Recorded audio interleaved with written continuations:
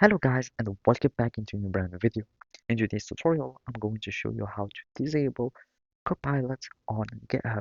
So make sure to watch the video to the end and follow these simple steps. So basically, now we will be needing to go to Vscode so we can disable it. So from here, we are in this project in Vscode, and basically, if you have Copilot that is enabled, that means it is already enabled within your account on GitHub. And of course, you will find these GitHub Copilot in your menu, and basically it will be showing from here. And basically, here you will find some settings, etc. But we are not interested in that. You can simply go to extensions, and basically here we will be needing to search for GitHub, and from here let's just type GitHub Copilot.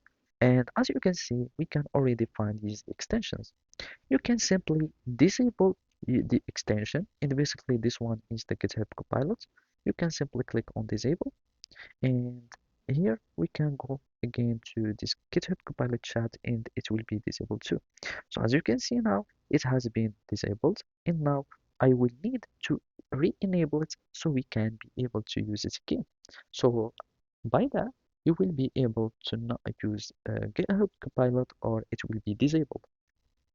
Otherwise, if you had some fine-tuning to use or to add to your GitHub Copilot, you can simply go to the preferences and check on the settings. You can, for example, just from here check for GitHub Copilot, and you can find just the extension, etc.